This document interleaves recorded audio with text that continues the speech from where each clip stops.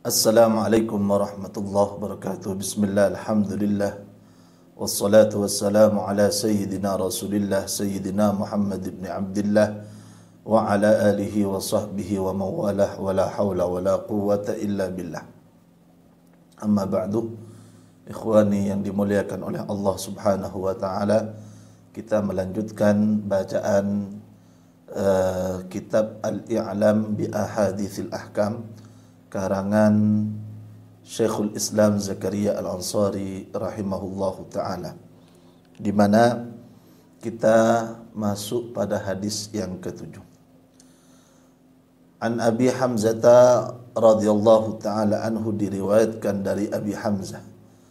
Abi Hamzah ini adalah kunyah dari nama asli Anas ibnu Malik An-Najjari Al-Khazraji. An-Najjari Al-Khazraji, yakni beliau dari kabilah Khazraj di Madinah, termasuk orang-orang Ansar. Sayyidina Anas ibnu Malik, beliau lahir pada tahun 10 sebelum hijrah baginda Rasulullah sallallahu alaihi wasallam, hampir sama dengan Sayyidina Abu Sa'id Al-Khudri dan Sayyidina Abdullah ibnu Umar radhiyallahu taala anhum ajma'in. Beliau dikenal dengan khadimin Nabi sallallahu alaihi wasallam, pelayan Nabi besar Muhammad sallallahu alaihi wasallam. Hal itu dikarenakan bahwa ibu dari Sayyidina Anas ini bernama Ummu Sulaim. Kunyahnya Ummu Sulaim, yang nama aslinya adalah Umaysah bintu Malhan. Umaysah bintu Malhan, beliau masuk Islam sebelum Nabi Muhammad sallallahu alaihi wasallam hijrah sampai di kota Madinah. Beliau masuk Islam sebelum hijrah Nabi Muhammad sallallahu alaihi wasallam, sedangkan suaminya yang bernama Malik sangat mencintai beliau. Akan tetapi karena Malik adalah seorang tokoh, dia tidak mau masuk Islam. Maka Ummu Sulaim mengatakan, mohon maaf, saya tidak bisa bersamamu jika kamu tidak masuk Islam. Gundah gulana Malik. Dia gundah gulana karena bingung memilih antara masuk Islam atau tetap bersama dengan kaum-kaumnya yang tidak masuk Islam. Dan akhirnya Malik ini dalam gundah gulana seperti ini, dia sampai akhirnya wafat dalam keadaan gundah gulana. Dikatakan dia wafat di dekat dengan pinggir laut. Untuk itu Ummu Sulaim adalah seorang yang menyendiri, janda. Maka ketika Rasulullah sallallahu alaihi wasallam datang ke kota Madinah, Ummu Sulaim datang dengan membawa seorang anak, yaitu Sayyidina Anas ibnu Malik. Beliau pada waktu itu umur 10 tahun. Ketika melihat orang-orang dan penduduk-penduduk Madinah memberikan sesuatu kepada Rasulullah, yang mempunyai kurma, memberikan kurma dan lain sebagainya, maka Ummu Sulaim beliau datang kepada Rasulullah sallallahu alaihi wasallam. Beliau lalu berkata, "Ya Rasulullah, wahai Rasulullah, hadza Anasun ibni." Ini adalah Anas, anak laki-lakiku. Gulamun labibun katibun. Dia adalah seorang anak yang cerdas, pandai menulis. Ataituka bihi yakhdumuka. Aku membawanya kepadamu agar dia dapat menjadi khadim dan pelayanmu. Maka kemudian Ummu Sulaim berkata, "Fad'allaha lah, wahai Nabi Muhammad, berdoalah engkau kepada Allah untuk kebaikan Anas ini." Maka Nabi Muhammad sallallahu alaihi wasallam menerima Anas sebagai pelayan beliau, khadim beliau, dan beliau adalah orang yang senantiasa melayani baginda Rasulullah sallallahu alaihi wasallam. Sampai beliau menceritakan bahwa selama 10 tahun beliau melayani Rasulullah, tidak pernah Rasulullah sallallahu alaihi wasallam memarahinya. Tidak pernah Rasulullah sallallahu alaihi wasallam mengatakan, "Lima fa'alta hadza?" Kenapa engkau melakukan ini? Kenapa engkau tidak melakukan ini dan sebagainya? Rasulullah sallallahu alaihi wasallam sangat menjaga kehormatan daripada khadim-khadim beliau. Bahkan suatu saat, namanya juga beliau masih kecil, diperintahkan oleh Rasulullah sallallahu alaihi wasallam untuk melakukan sesuatu, tapi beliau bertemu dengan anak-anak sebaya, beliau masih bermain bercanda. Maka kemudian ketika Rasulullah sallallahu alaihi wasallam keluar, "Wahai Anas, tidakkah aku barusan memerintahkanmu untuk melakukan ini?" "Iya Rasulullah." Tidak dimarahi dan lain sebagainya. Sayyidina Anas Ibnu Malik ini, beliau kemudian didoakan oleh Rasulullah sallallahu alaihi wasallam doa yang masyhur dalam hadis yang sahih, "Allahumma akthir malahu wa waladahu." Ya Allah, limpahkan, perbanyaklah anaknya, hartanya dan anaknya. Wa barik lahu fima a'taitahu. Barokahkan apa yang engkau berikan kepadanya. Maka kata Al-Imam Nawawi dalam Syarh Muslim mensyarahi hadis ini, beliau mengatakan boleh kita mendoakan seseorang dengan mempunyai harta yang banyak, tapi ikuti di belakangnya wa barik lahu fima a'taitahu. Barokahkan harta tersebut, barokahkan anak-anak tersebut. Karena doa inilah maka Sayyidina Anas, namanya juga seorang nabi yang mendoakan, makbul alhamdulillah, maka Sayyidina Anas radhiyallahu taala anhu mempunyai harta yang sangat banyak. Bahkan dikatakan beliau itu di kota Basrah mempunyai kebun kurma atau yang lain, yang mana kebun ini biasanya orang-orang mempunyai kebun itu panennya 1 tahun 1 kali. Tapi Sayyidina Anas bin Malik, beliau panen 1 tahun sampai 2 kali. Karena saking besarnya kebun yang beliau miliki. Dan beliau mempunyai anak yang sangat banyak. Beliau mempunyai anak sebanyak 120 putra. 120 putra, walaupun nanti ada beberapa tragedi yang kemudian banyak wafat anak-anak beliau, sampai banyak yang wafat. Ala kulli hal, doa Rasulullah sallallahu alaihi wasallam telah menjadikan beliau barakah dalam anak, banyak dalam anak, dan juga barakah dan banyak dalam harta. Beliau dipanjangkan umurnya oleh Allah Subhanahu wa taala. Beliau wafat pada tahun 93 Hijriah di usia beliau yaitu 103 tahun. Jadi beliau adalah sahabat terakhir yang wafat di kota Basrah. Karena beliau kemudian berada di kota Basrah, pindah ke kota Basrah. Beliau adalah sahabat yang terakhir yang wafat di sana. Bahkan beliau adalah sahabat terakhir yang solat untuk 2 kiblat. Ketika sebelum turunnya fawallu wujuhakum syatrul Masjidil Haram, disuruh menghadap kiblat ke Ka'bah. Sebelumnya orang Islam menghadap kiblatnya ke Baitul Maqdis, maka kemudian dirubah kiblat itu oleh Allah Subhanahu wa taala, dan Sayyidina Anas adalah orang terakhir yang wafat dengan solat pada 2 kiblat, kiblat Ka'bah dan kiblat Baitul Maqdis. Beliau Sayyidina Anas bin Malik, namanya juga anak kecil, termasuk perawi hadis Rasulullah SAW yang membicarakan tentang sifat-sifat wajah Rasulullah. Karena dikatakan oleh para ulama, biasanya para sahabat yang sudah besar itu tidak berani. Mereka kalau berada di hadapan Rasulullah SAW itu menundukkan pandangan beliau, pandangan mereka, karena haibatan min Nabi SAW, betapa besar wibawa Nabi besar Muhammad SAW.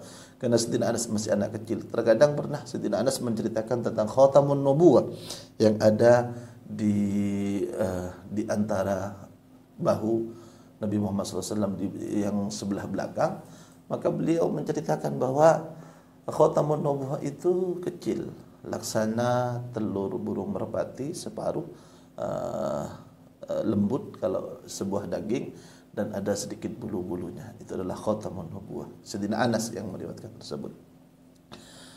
Beliau ketika beliau wafat, beliau berwasiat bahwa tongkat milik Nabi besar Muhammad SAW yang ada padanya untuk dimakamkan bersama beliau. Maka tongkat itu kemudian dimakamkan di dalam jubah gamis beliau dan bersama dengan beliau ketika beliau sudah wafat dan dimakamkan. Beliau termasuk orang yang sangat banyak meriwayatkan hadis karena beliau adalah pelayan Nabi besar Muhammad sallallahu alaihi wasallam. Beliau meriwayatkan hadis sebanyak 2286 hadis. Namun beliau berbeda. Beliau sangat detail dalam meriwayatkan hadis. Beliau sangat detail dan terperinci dalam meriwayatkan hadis. Beliau sangat takut lafalnya berubah dari apa yang dilafalkan oleh Rasulullah SAW. Alasannya satu adalah makhafatal kadzib ala lisanin Nabi. Takut beliau termasuk orang yang berdusta tentang menyampaikan dari Nabi Muhammad SAW. Padahal ulama-ulama mengatakan sekarang bahwa riwayat hadis dengan bil makna itu boleh. Tapi beliau sangat detail. Bahkan beliau tidak pernah meriwayatkan hadis bahwa beliau menceritakan dari Nabi kecuali beliau itu berkata au kama qala Rasulullah, atau sebagaimana yang disabdakan Rasulullah SAW. Tidak langsung memastikan seperti ini, au kama qala Rasulullah SAW, saking beliau sangat berhati-hati. Dan beliau termasuk orang yang memerintahkan kepada anak-anak dan murid-muridnya qayyidul ilma bil kitab. Harus betul-betul ada jaminan, tulis kalau ada masalah dan lain sebagainya. Karena beliau adalah orang yang bersama Rasulullah sallallahu alaihi wasallam dan dari pelayan jadi Rasulullah sallallahu alaihi wasallam, maka Sayyidina Anas bin Malik ini sangat dekat dengan Rasulullah. Maka ibadahnya sangat mirip dengan Rasulullah sampai sahabat lain bernama yaitu Abu Hurairah radhiyallahu taala berkata, "Ma ra'aitu ahadan ashbaha bi salati Rasulillah sallallahu alaihi wasallam min ibni Sulaim." Aku tidak pernah melihat seseorang yang salatnya sangat mirip dengan salat Rasulullah daripada Anas, yaitu putra dari Ummu Sulaim. Beliau mempunyai cucu bernama Thumamah ibnu Abdullah, sampai pernah berkata, "Kana Anasun yusalli." Sedina Anas suatu saat salat, maka dari kaki beliau itu sampai melepuh dan keluar darah, saking panjangnya beliau berdiri. Dan ini sama dengan apa yang pernah terjadi masa Rasulullah SAW, hatta tawarramat qadamah, sampai membengkak kedua kaki baginda Rasul sallallahu alaihi wasallam. Beliau meskipun anak kecil, tapi beliau dalam sejarah Rasulullah sallallahu alaihi wasallam sangat faham. Di mana contoh beliau ketika peperangan Badar, kita tahu pada kisah sejarah Sayyidina Abi Sa'id Al-Khudri, kisah Sayyidina Abdullah bin Umar, beliau ditolak untuk ikut ke Badar. Tapi Sayyidina Anas walaupun kecil, beliau ikut ke peperangan Badar. Untuk apa? Untuk menjadi pelayan Nabi besar Muhammad sallallahu alaihi wasallam. Maka ulama tidak menghitungnya termasuk Ahlul Badar. Tapi beliau hadir di sana. Kenapa tidak dihitung? Karena waktu itu tidak untuk berperang dan masih kecil, tidak untuk berperang. Ada satu kisah, beliau tentu saja dalam beberapa sejarah sangat banyak tentang kisah-kisah tentang beliau, tapi kisah menarik ketika Hajjaj, yaitu gubernur yang ditunjuk oleh Abdul Malik bin Marwan bin Abdul Malik, bahwa beliau bertemu dengan Hajjaj ini bertemu As-Saffak. Dia Marwan terkenal dengan orang yang zalim. Dia marah ketika bertemu dengan Sayyidina Anas, dia marah. Dia berkata, "Ya khabith, wahai yang buruk, jawalun fil fitan, selalu berpindah-pindah dalam fitnah, marratan ma'ali, pernah bersama Sayyidina Ali dulu, wa marratan ma'Abdillah ibn Zubair, bertama dengan Abdullah, wa ma'al Ash'ath, berpindah-pindah. Sekarang gimana kalau sudah pemerintahan berada di kami?" kata. Maka diejeklah Sayyidina Anas dengan sedemikian rupa. Sayyidina Anas berkata, "Andaikan aku tidak mengkhawatirkan anak-anak aku ucapkan satu kalimat yang akan menyesakkan dia." Dan Sayyidina Anas kemudian menulis surat kepada Marwan. Setelah dituliskan, maka dikatakan bahwasanya aku adalah pelayan Nabi. Orang-orang Nasrani saja jika tahu ada seorang pelayan dari Nabi, mereka akan sangat menghormatinya, dan aku dibeginikan oleh Hajjaj. Maka kemudian Marwan langsung memerintahkan kepada Hajjaj untuk meminta maaf kepada Anas radhiyallahu taala anhu. An Abi Hamzah radhiyallahu taala anhu, diriwayatkan dari Abi Hamzah radhiyallahu taala anhu, qala, beliau berkata, "Jaa a'rabiyun," datang seorang A'rabi, seorang penduduk pelosok desa di negeri Arab. Kemudian dia datang ke masjid ketika Rasulullah sallallahu alaihi wasallam berada di masjid. Fabala fi ta'ifatil masjid.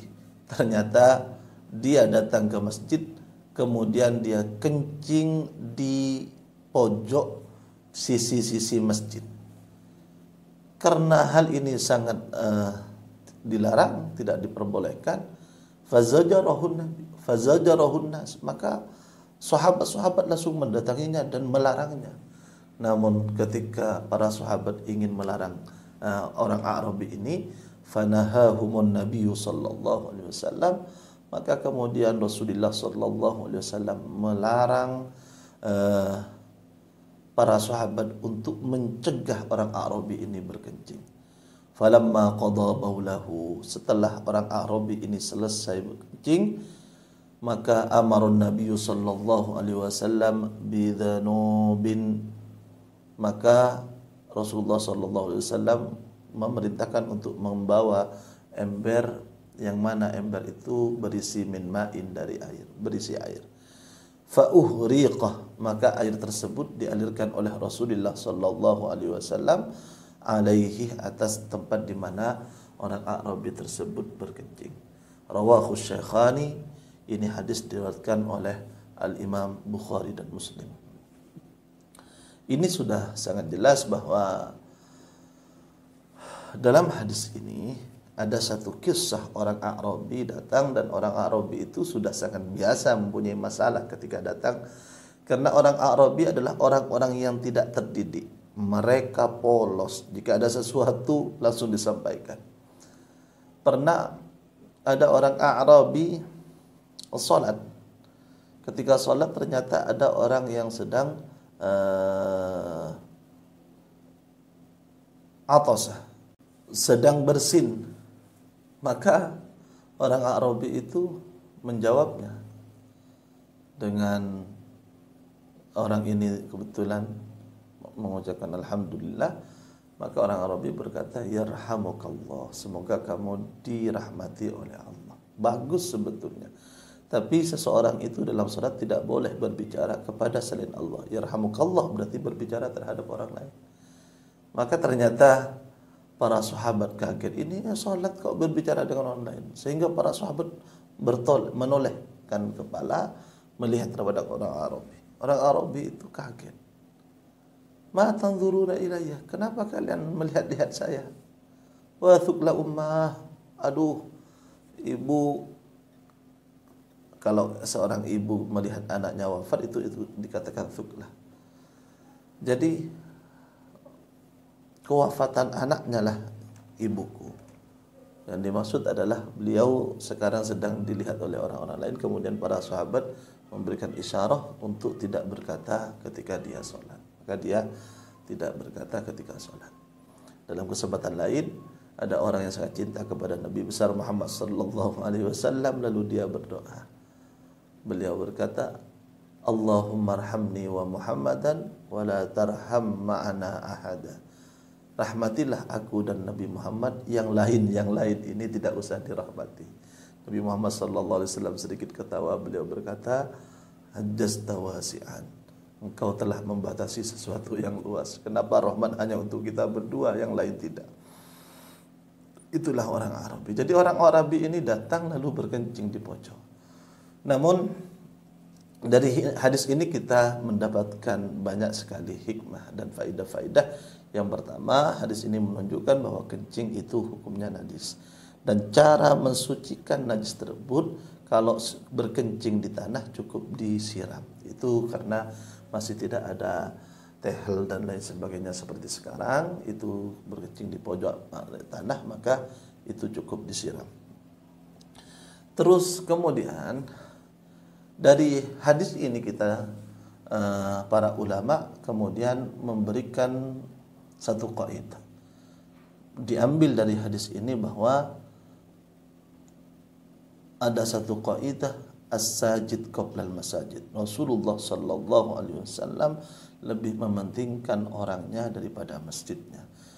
Karena larangan Rasulullah agar para sahabat tidak mencegah ini tujuannya agar tidak ada kemudaratan kepada orang yang sedang berkencing. Orang ketika berkencing tiba-tiba diberhentikan di tengah jalan, itu bisa mendatangkan kemudaratan. Maka disinilah Rasulullah sallallahu alaihi wasallam sangat bijak, maka ini disebut dengan daf'i a'zamid dararain. Menjauhkan yang lebih besar dari dua kemudaratan yang ada. Satu kemudaratan menjadikan najis, satu kemudaratan menjadikan bahaya terhadap orang Arabi. Maka Rasulullah sallallahu alaihi wasallam menjauhkan yang lebih besar, akhafud dararain yang diambil. Dari hadis ini kemudian kita tahu bahwasanya sebetulnya jika ada sesuatu kemungkaran kita harus segera untuk menyadarkannya.